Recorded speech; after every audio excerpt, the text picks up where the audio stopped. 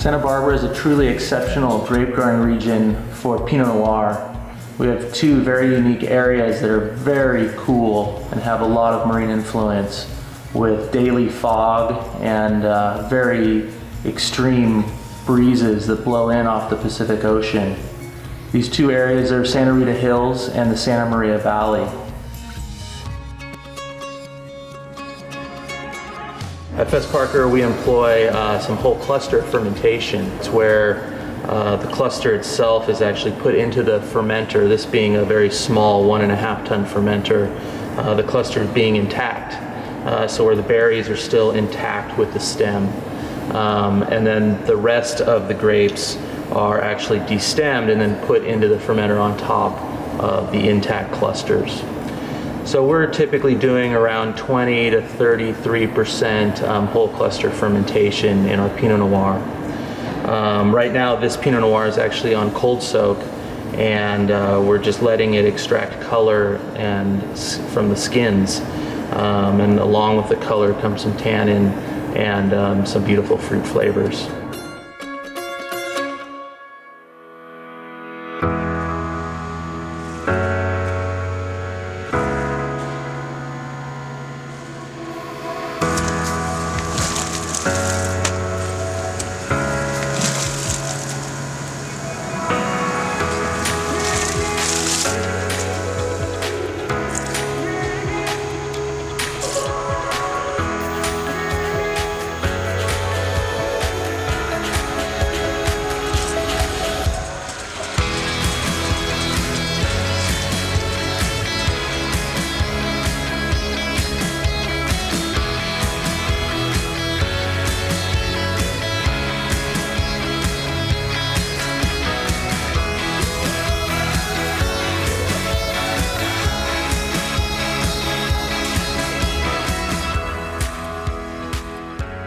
The little bit of Pinot Noir that we did have an opportunity to work with back in the early 90s came from Bienvenido Vineyards, very highly regarded, well-known vineyard.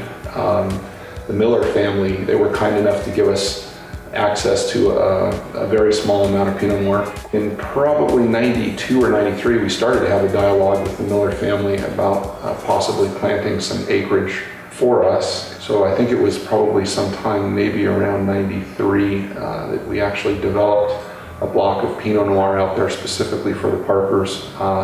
It was actually our first opportunity to work with anything other than the Pommard clone, which was all that was available to us early on. So we had Pommard and 2A, and that was really for us sort of the very beginning of kind of the sort of opening the horizons for Pinot Noir for the Parker program.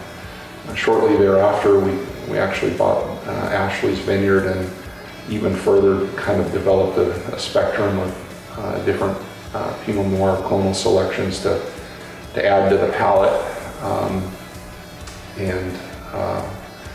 Well, I'll tell you what, from a winemaker's perspective, it's interesting to go from having just, one clone from one site to, today, probably, no less than a half a dozen clones from, probably a half a dozen different Pinot Noir sites.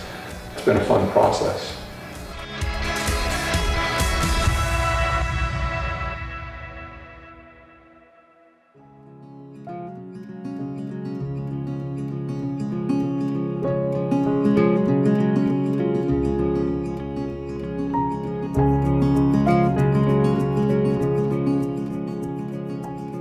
So Pinot Noir, being one of my favorite varieties to consume, is also,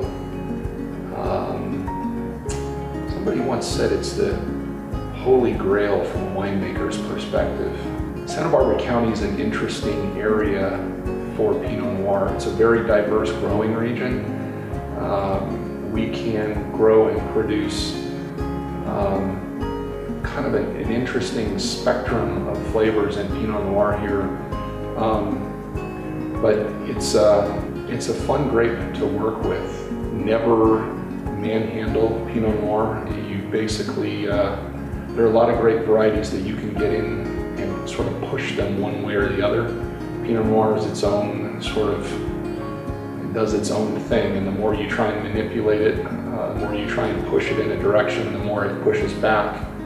And I think it took us a long time to figure that out, frankly. I mean, I'm kind of a big bruiser of a guy, and you figure you're going to get in there and you're going to craft this wine and make it exactly, you know, what it is that you want it to be, and then you quickly realize, well, frankly, I wish I could say I quickly realized that it took some time. You realize that these stylistic differences really come more through sort of the location of the vineyards and the clonal selections, and you can't kind of, through winemaking practices, push it one way or another. You have to do it, you know, through sort of the farming into the spectrum, and you know, to a certain extent, judicious use of oak and different yeast strains, but it definitely does its own thing. And that's kind of one of the neat things about Pinot Noirs, you know, it is what it is.